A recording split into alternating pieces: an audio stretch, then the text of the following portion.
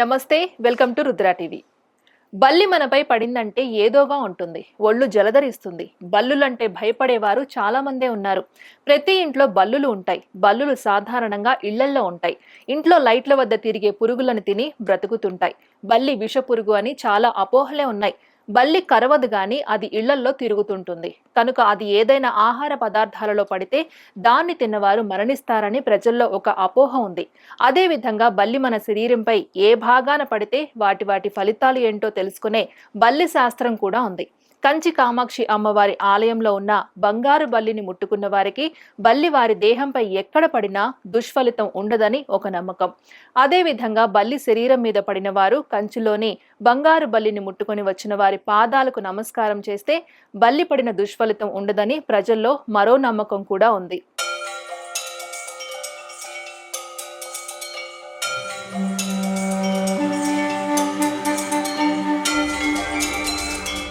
మనం ఏదైనా తలుచుకుంటున్నప్పుడు బల్లి పలికితే అది నిజమవుతుందని కూడా నమ్ముతారు. బల్లి పలికినప్పుడు కృష్ణ కృష్ణ అంటారు. చాలా గుళ్ళు గోడల మీద బల్లుల చిత్రాలు ఉంటాయి. జ్యోతిష శాస్త్రం ప్రకారం మీ ఇంట్లో తూర్పు దిశ నుంచి బల్లి శబ్దం వస్తే రాహు గ్రహ ప్రభావం అని అర్థం చేసుకోవాలి. తూర్పు వైపు బల్లి శబ్దం వస్తే అనూహ్య భయాలు, అశుభ వార్తలను ముందుగానే మనకు తెలియజేస్తున్నట్లు అర్థమని జ్యోతిష నిపుణులు చెబుతున్నారు.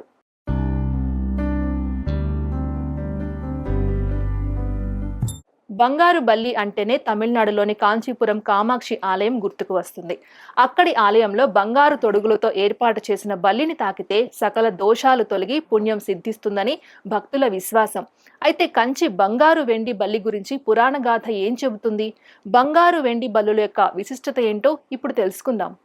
బంగారు వెండి బల్లికి సంబంధించిన పురాణ గాథ ప్రకారం గౌతమ మహర్షి వద్ద ఇద్దరు శిష్యులు ఉండేవారట. నదీ తీరానికి వెళ్లి నీటిని తీసుకువచ్చే సమయంలో కుండలో బల్లి పడిన విషయాన్ని గుర్తించలేదు. అనంతరం దీన్ని చూసిన గౌతమ మహర్షి వారిని బల్లులుగా మారిపోమ్మని శపించాడు. శాప విముక్తి కోసం వారు ప్రార్థించగా కాంచీపురంలోని వరదరాజ్ పెరుమాళ్ ఆలయంలో లభిస్తుందని ఉపశమనం చెప్పాడు. దీంతో వారు పెరుమాళ్ ఆలయంలోనే బల్లుల రూపంలో ఉండి స్వామివారిని ప్రార్థించారు. కొన్నాళ్లకు వారికి విముక్తి కలిగి మోక్షం లభిస్తుంది. ఈ సమయంలో సూర్యచంద్రులు సాక్ష్యంగా ఉండడంతో బంగారు వెండి రూపంలో శిష్యుల శరీరాలు బొమ్మలుగా ఉండి భక్తులకు దోష నివారణ చేయమని ఆదేశిస్తాడు. బంగారు అంటే సూర్యుడు, వెండి అంటే చంద్రుడు అని కూడా అర్థం.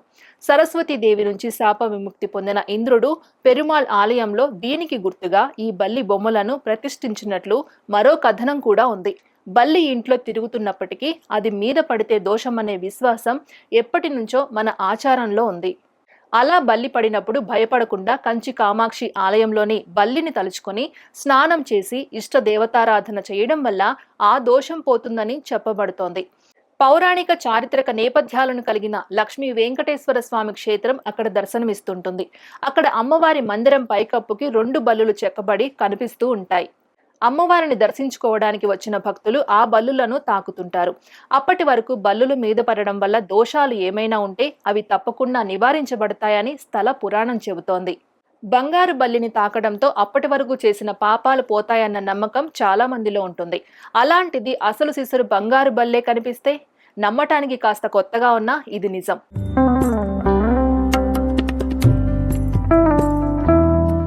తాజాగా బంగారు బల్లి కనిపించి అందరినీ విస్మయానికి గురి చేసింది. చాలా అరుదుగా ఉండే బంగారు బల్లులు ఇంకా ఉన్నాయని, అవి కూడా ఎక్కడో కాదు మన శేషాచల అడవుల్లో అన్న విషయం తాజాగా బయటపడింది. అంతరించే జాతుల్లో ఒకటిగా చెప్పే బంగారు బల్లులు ఈ మధ్య కాలంలో కనిపించటం లేదు. అలాంటిది శివరాత్రి పర్వదినానికి ఒక రోజు ముందు శేషాచల 7 కొండల్లో కనిపించింది. బంగారు బల్లి శాస్త్రీయ నామం కాలోడాక్టిలోర్ సారిస్. ఇది రాత్రుల్లో సంచరించే నిశాచర జీవి.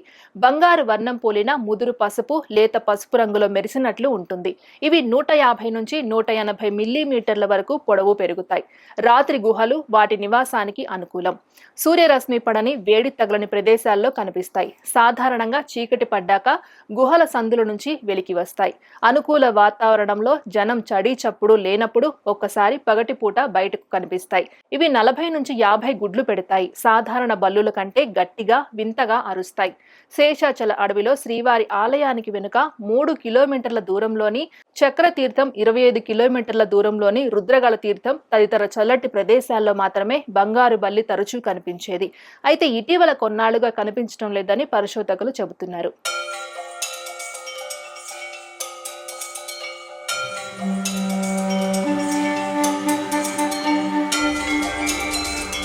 విన్నారు కదా కంచిలోని బంగారు బల్లుల చరిత్ర.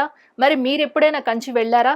అక్కడ బల్లులను తాకారా? ఒకవేళ కంచి వెళ్ళనట్లయితే ఈసారి ఖచ్చితంగా వెళ్లి బంగారు బల్లిని తాకండి. ఈ వీడియోపై మీ అభిప్రాయాలను కామెంట్ రూపంలో తెలియజేయండి. అలాగే ఇలాంటి ఇంట్రెస్టింగ్ అప్డేట్స్ కోసం వెంటనే మా ఛానల్ని సబ్స్క్రైబ్ చేసుకోండి.